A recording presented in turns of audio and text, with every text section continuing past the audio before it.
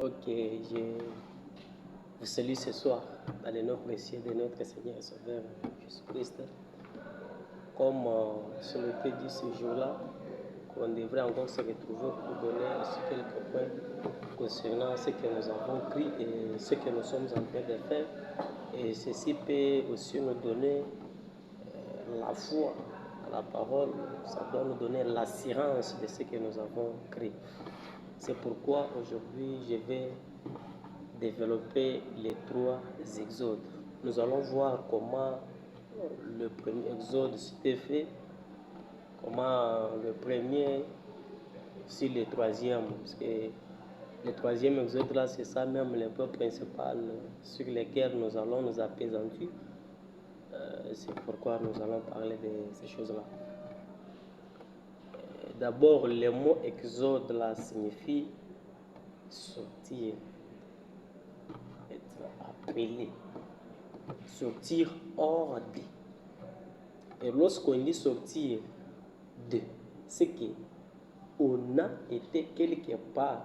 Maintenant, il faut que l'on quitte ce quelque part pour être aussi à un autre quelque part. Je pense que vous avez bien compris. Alors, le premier exode s'est passé avec les enfants d'Israël quand Moïse était parti pour la délivrance totale. Dieu avait dit à Abraham, ta postérité sera en esclavage. 400 ans plus tard, je reviendrai pour la délivrer. Donc cette postérité-là. Alors comme Dieu, il reste toujours Dieu, quand il prononce la parole, il ne change pas. Il ne bouge même pas, il ne déplace pas ses mots. Il reste derrière chaque parole et il vérifie la parole.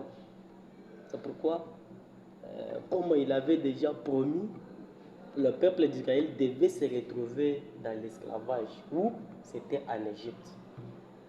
Plus tard, je reviendrai pour la délivrance. Comme il avait dit, c'est alors que Moïse faisait paître les troupeaux de son beau-père Jéthro. Alors il a rencontré la vache qui lui a parlé et tout ça. Mais c'était un exode. Et cet exode, c'était un exode naturel. Donc, il devait sortir un pays naturel vers un autre pays naturel. Voilà un peu l'exode qui devait se passer pendant ce temps-là avec le peuple d'Israël. Je pense que ça se comprend quand même bien. Sortir hors de. Donc on a été quelque part, on est obligé de quitter. Voilà l'exode. Ils ont été en Égypte et ils étaient censés quitter l'Égypte pour les pays promis. Ils devaient voyager, ils devaient sortir de l'Égypte, ils devaient aller dans la terre promise ou dans les pays promis pour confirmer l'exode. Donc ils devaient sortir de là. Et le deuxième exode s'est fait par Jésus-Christ. C'est quand Jésus-Christ est venu sur la terre pour faire quitter l'Église dans des conditions spirituelles jusqu'au baptême du Saint-Esprit. Parce que les gens étaient dans le judaïsme, nous croyons à l'Esprit, nous sommes dans les conditions, donc les gens étaient dans les conditions de l'Esprit. Nous devons comprendre que la colonne de feu, pour la première fois, était descendue dans le buisson ardent. C'était dans le buisson ardent. C'était la colonne de feu sous forme de ces feux-là qui ne se consumaient plus que Moïse avait vu. Mais la même colonne de feu a quitté la première forme avec Moïse pour revenir dans la deuxième forme. Et la deuxième forme, c'était en Jésus-Christ, sous forme humaine. C'est que Jésus-Christ était une colonne de feu, un Dieu prophète, venu pour faire son peuple au le judaïsme. Son peuple devait quitter le judaïsme. Là, c'était un Dieu prophète. Puisque Moïse avait déjà dit, l'Éternel te suscitera un prophète comme moi. Dans 2 Deutéronome 18, je pense. Et ces prophètes que Moïse avait déjà parlé, ces prophètes devaient être Jésus-Christ. Voilà le deuxième exode. Il devait quitter les conditions spirituelles jusqu'au baptême du Saint-Esprit. Voilà, c'était là la mission de Jésus-Christ. Pour la première fois, la colonne de feu était dans le buisson ardent. Dans les buissons ardents. Et pour la deuxième fois, la colonne de feu était sous forme humaine. C'était Jésus-Christ. Quand il marchait, il était la lumière du monde. Il était la colonne de feu. Un Dieu prophète. Moïse était prophète, un des prophètes pour le peuple d'Israël. Moïse était un Dieu, puisque la Bible dit Moïse était un Dieu pour Israël. C'est aussi un peu ça. Mais quand Jésus-Christ est venu, c'était aussi un Dieu prophète pour le même peuple, mais condition judaïque.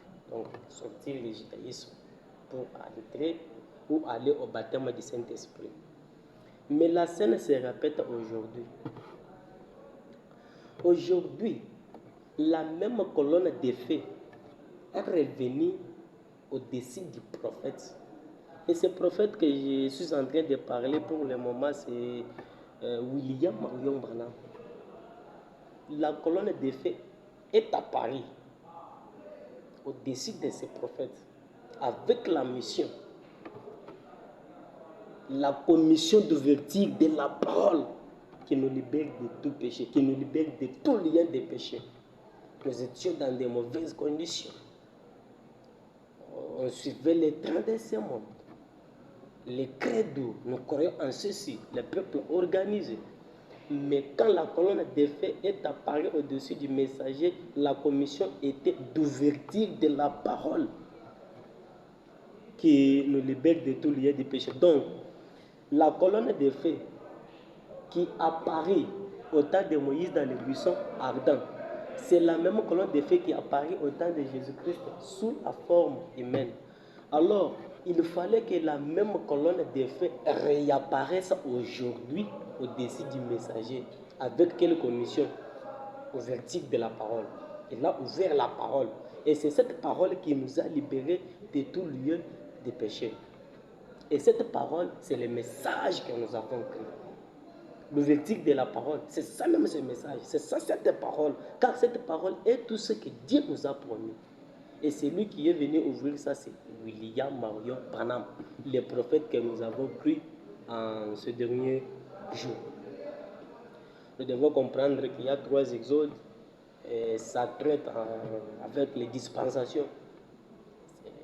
Quand Jésus-Christ les a fait sortir, quand Dieu les a fait sortir d'Égypte vers le pays promis, c'était l'exode. C'était la colonne de feu dans les buissons ardents. La deuxième fois que la colonne de feu apparut, c'était en Jésus-Christ. Donc la colonne de feu sous forme humaine. Aujourd'hui, la colonne de feu, c'est au-dessus du messager qui a reçu la commission d'ouverture de cette parole qui nous a libérés. Nous devons comprendre que nous devons voyager totalement parce que nous sommes des pèlerins et des voyageurs sur la terre. Nous savons très bien qu'un jour nous allons quitter ce monde et nous allons partir quelque part. Mais pour arriver à ce quelque part, il faut avoir le sceau d'approbation, de l'approbation. Le sceau de l'approbation qui est le signe même du Saint-Esprit, qui est même le signe du fil cramoisi, comme l'avait fait la femme là, prostituée arabe, je pense. Elle avait mis les fils cramoisis, un signe. Est-ce que vous avez ce signe-là?